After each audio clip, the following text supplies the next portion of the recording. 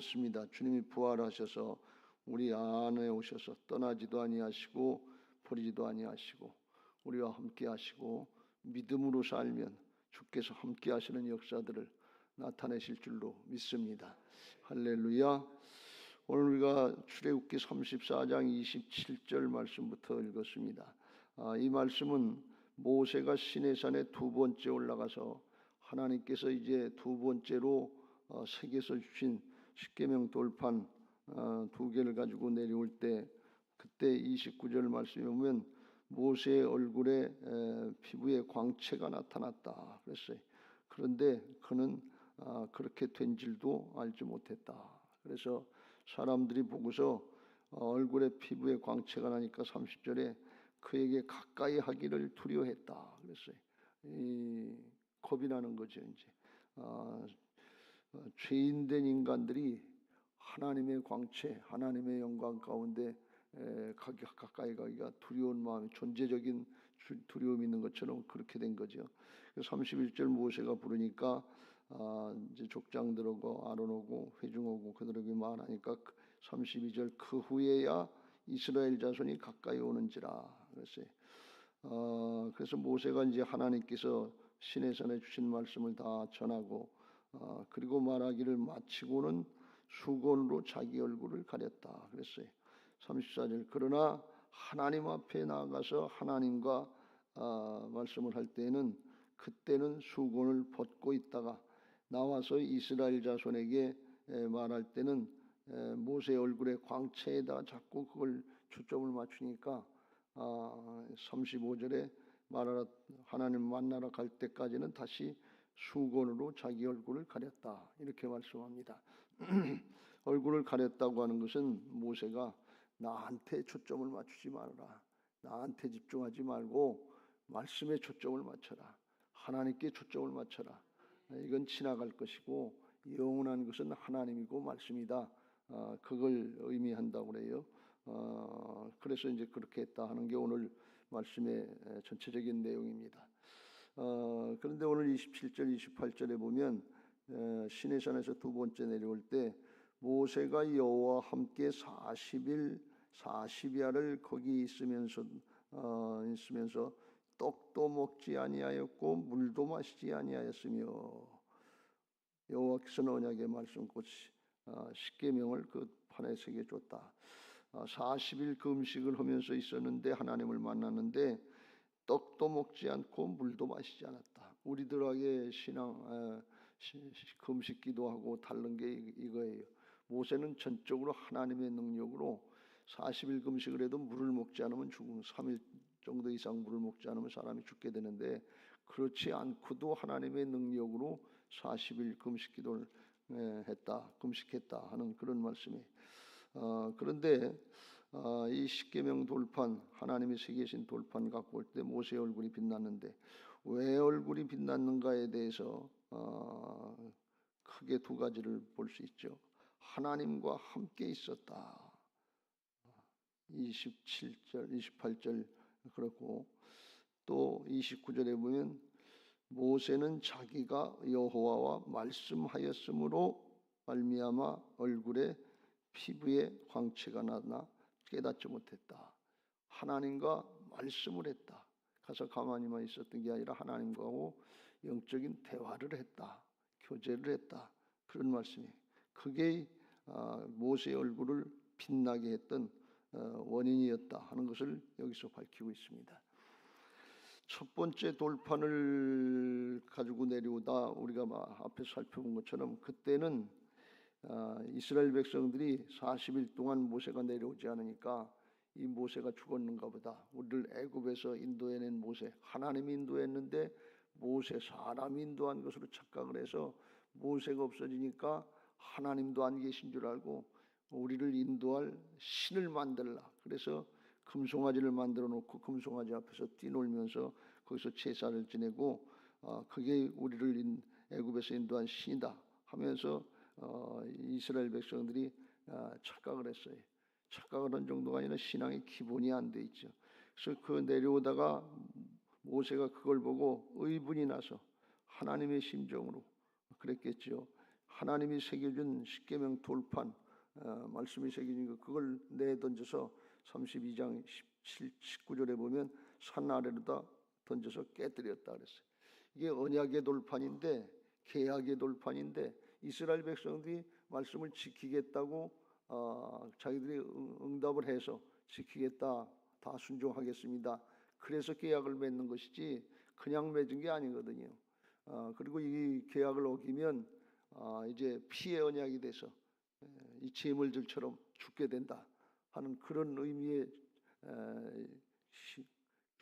정확하고 엄미한 그런 언약인데 그걸 새겨 보기도 전에 순종해 보기도 전에 하나님 존재 자체를 부인하는 금송아지를 만들어 놓고 숨기려고 하니까 모세가 얼마나 화가 났겠어요. 화가 났고 또 하나님 앞에도 얼마나 죄송하겠어요. 그 순간적으로 이 돌판을 던져버린 거죠.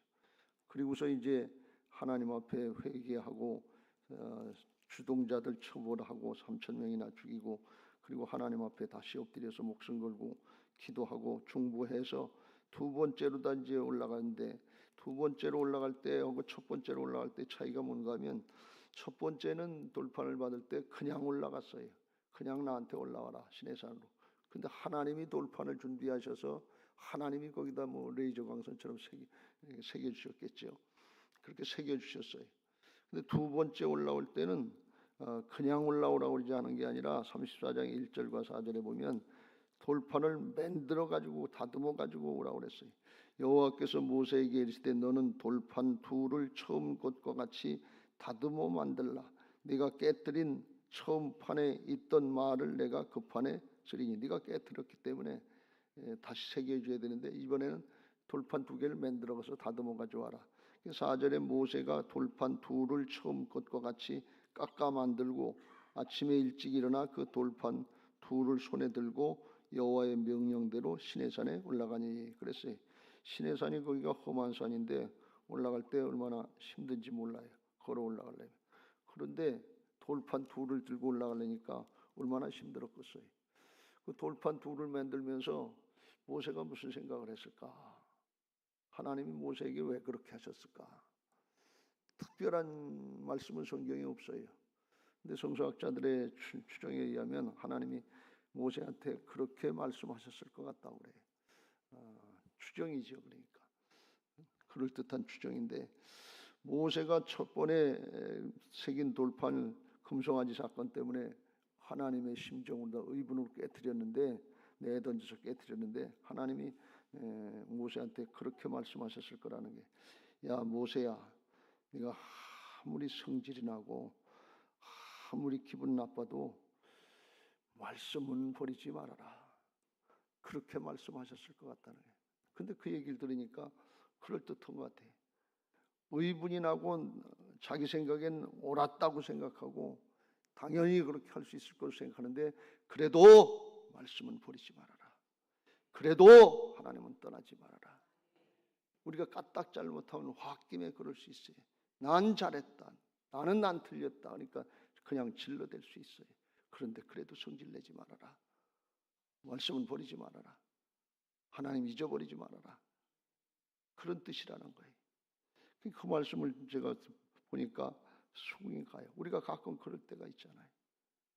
어떤 때는 뭐 잘못한 줄 알면서도 그냥 내지르고 내뻗는 못된 성질이 있는데 그건 사단에게 속는 거고 잘못한 게 아니고 잘못한 사람들에게 의분을 내고 성질 낼 수 있는 화를 내고 책망할 수 있는 그런 경우가 있더라도 그래도 말씀은 버리지 말아라.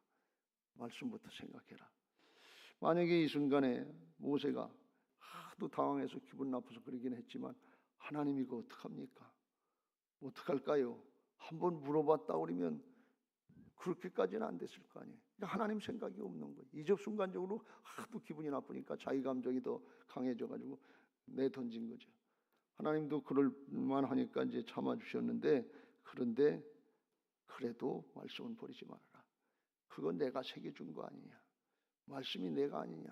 하나님이 말씀인데 하나님 무시하는 거나 마찬가지죠. 그래서 두 번째 올라올 때는 돌판 그거 네가 깨뜨렸으니까 그 새기면서 네 마음에 새겨라.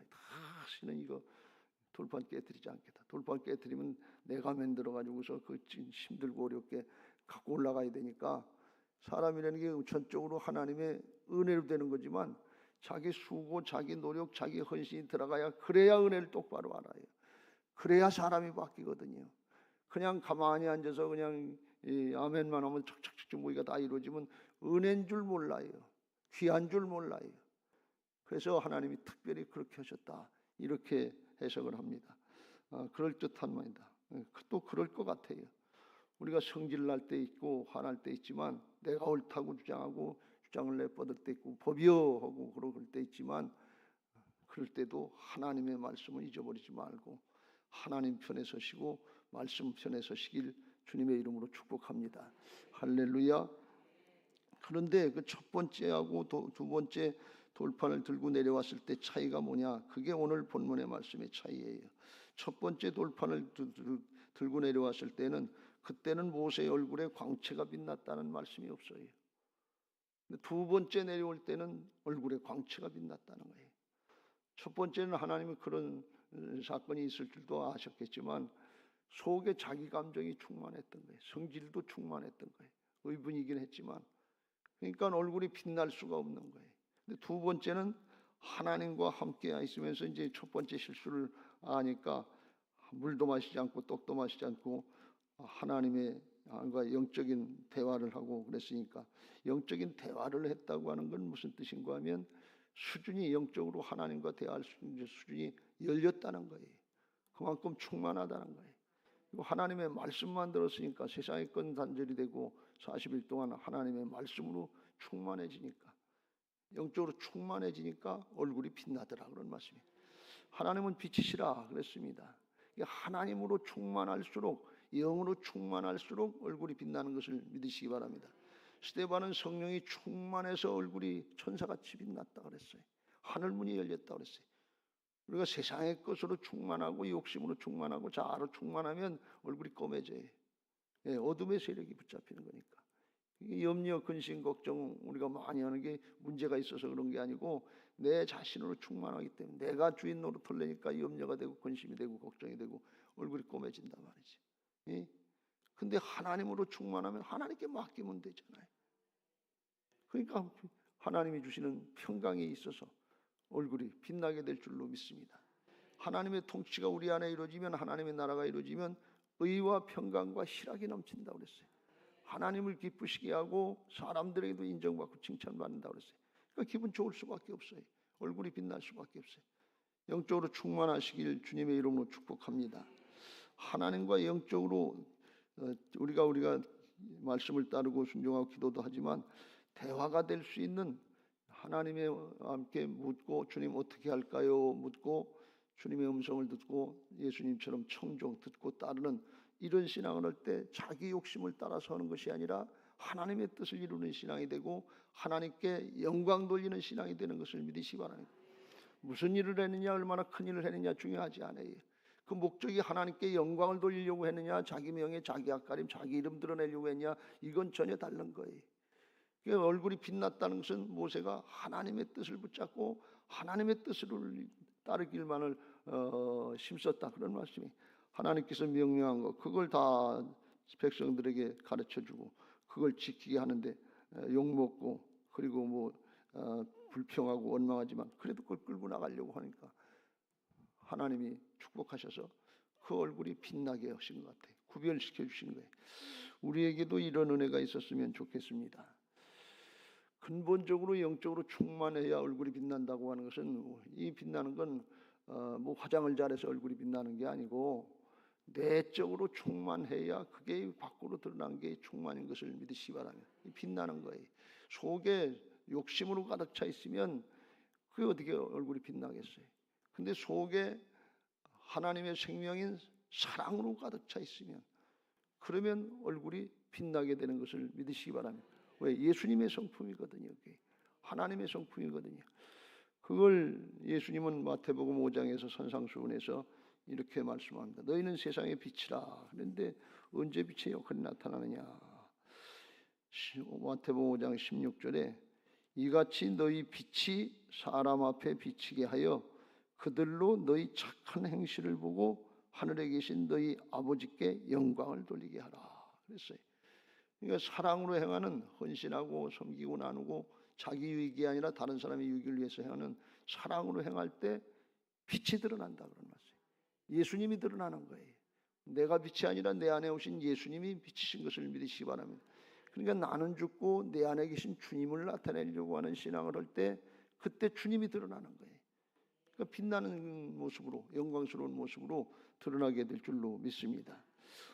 이게 비결인 것입니다. 우리가 짧은 인생 살면서 신앙하면서 기왕이면 우리가 내 어떤 이기적인 목적 성취하는 것, 자아 성취하는 것, 이것도 은혜라고 생각할 수 있지만 하나님께서 원하시는 건, 더 중요한 건 존재의 변화를 하나님께서 원하시니까 믿음의 사람이 되고 사랑으로 행하면서 얼굴이 빛나는 그런 복된 신앙들이 되시길 주의 이름으로 축원합니다.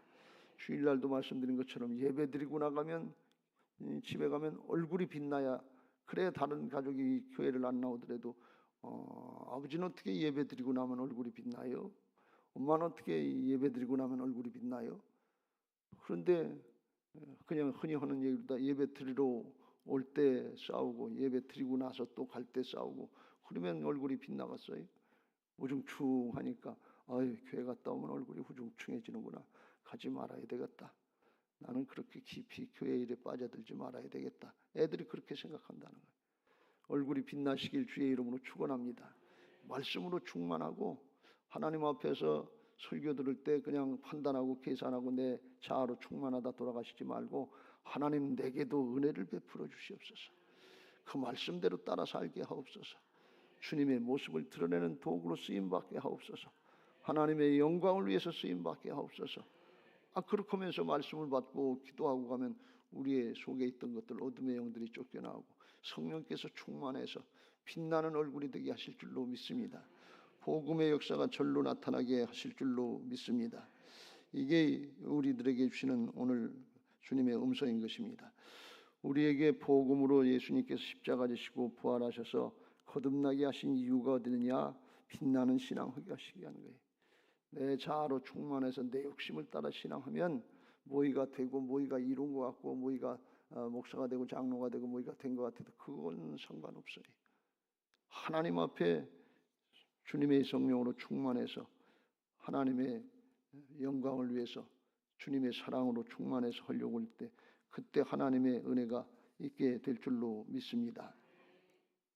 사도 바울도 충만한 믿음의 사람이었지만 얼굴이 빛났다고는 성경에서 증거하고 있지 않아요. 사도 바울도 성질이 있어서 바리새적인 요소가 있어서 틀린 건 틀린 거지 아닌 건 아닌 거지 하면서 자기 스승 바나바가 마가 요한을 데리고 가자, 전도하는데 가자니까 전에 배신하고 도망갔던 사람 어떻게 데리고 가냐, 어떻게 믿냐 그래서 둘이 화내고 싸우고서 들이받고서 그래서 헤어졌다고 그랬잖아요. 그리고 자기 성질이 있는 거예요. 자기 주관이 뚜렷한 거죠. 하나님의 사랑은 아니었다. 그랬는데 그런 바울도 하나님의 영으로 충만해서 복음 때문에 하나님 앞에 섬기는 자가 되고 종과 같이 순종하는 자가 된 것을 믿으시기 바랍니다. 근데 왜 그러냐? 하나님의 빛이 마음에 비춰졌다. 고린도서 4장 5절 6절 우리는 우리를 전파하는 것이 아니라 오직 그리스도 예수의 주 되신 것과 또 예수를 위하여 우리가 너희의 종된 것을 전파함이라. 어두운 데 빛이 비치라 말씀하셨던 그 하나님께서 예수 그리스도의 얼굴에 있는 하나님의 영광을 아는 빛을 우리 마음에 비추셨느니라. 속으로부터 빛나야 돼. 어린아이들을 애들 갓난아기를 낳으면 걔들은 걔들 타고날 때부터 욕심이 조금 있긴 하지만 얼굴이 투명하잖아요. 아주 맑고 깨끗하잖아요. 빛나는 것 같잖아요. 욕심이 없고 깨끗하고 세속에 물들지 않은, 죄에 물들지 않은 그런 모습이에요. 이게 주님의 사랑으로 주님의 영광의 빛으로 충만할 때, 죄악이 떠나고 성령으로 충만할 때 우리의 얼굴이 빛나게 될 줄로 믿습니다. 자, 이쯤 말씀드렸으니까 옆에 사람 한번 보세요. 겁나시죠? 얼굴이 빛나시네요. 그래.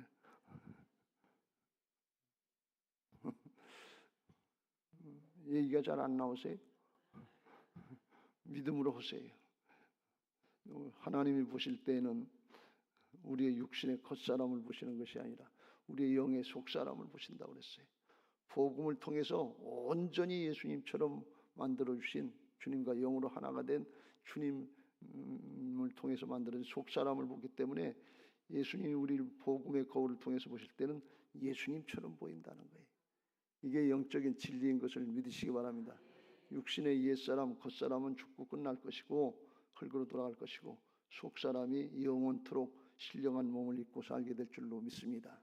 빛나는 얼굴 하시고 신앙하시길 주의 이름으로 축원합니다. 세상 문제 때문에 세상 짐 다 지고 가는 예수님도 그러진 않으셨다고 할 때인데 모든 염려 근심 다 지고 우중충하게 우리가 신앙할 것이 아니라 얼굴이 빛나는 그런 모습으로 신앙해서 보는 사람마다 은혜가 될 수 있게 되시길 주의 이름으로 축원합니다. 그게 뭐예요? 그게 부활신앙이에요. 부활신앙은 예수님이 우리 안에 오셔서 주인 되어 주신 거 아니에요. 그 주인 되어신 주님의 뜻을 드러내려고 할 때 빛나는데 어떻게 하면 돼요? 주님 어떻게 할까요? 물어보고 주님 말씀을 따르게 하옵소서. 듣고 따르는 청종하는 신앙하면 이게 구약으로 이야기하면 여호와를 경외하는 신앙이고 신약으로 이야기하면 하나님을 사랑하는 신앙인데 그러면 순종은 내가 하지만 모세처럼 순종은 자기가 하지만 일은 하나님이 하신단 말이지. 하나님이 함께 하실 때 하나님의 역사가 주님의 역사가 그대로 나타나게 될 줄로 믿습니다. 빛나는 신앙하시길 주의 이름으로 축원합니다. 빌립보서 2장 13절 14절 이후에 그걸 말씀하고 있습니다. 너희 안에서 행하시는 일은 하나님이시니 자기의 기쁘신 뜻을 위하여 너희에게 소원을 두고 행하게 하시나니. 그래서 주님의 음성을 들으면 모든 일을 원망과 시비가 없이 하라. 따지고 판단하고 계산할 거 없다. 왜? 하나님의 뜻이니까. 그러면 어떻게 되느냐? 왜 그렇게 하라 그러냐? 이는 너희가 흠이 없고 순전하여 어그러지고 거스르는 세대, 죄악으로 패역하고 어그러지고 왜곡되는 세대 가운데 하나님의 흠 없는 자녀로 세상에서 그들 가운데 빛들로 나타내며 빛을 나타내려고 하나님의 뜻을 행하게 하신다 그런 말씀이. 욕심 가지고 다 새는 사는 세상에 자기 앞가림 하려고 다 싸우고 다투고 갈등하고 헤어지는 이런 세상에 사랑으로 행할 수 있으면 빛이 드러나지 않겠어요? 근본이 다르지 않겠어요? 그래서 예수님으로만 성령으로만 말씀으로만 빛나는 신앙을 살 수 있는 것을 믿으시기 바랍니다. 겉으로 선행하는 것 같은데 속으로 자기 앞가림 차리는 거 그거 하나님이 아시잖아요.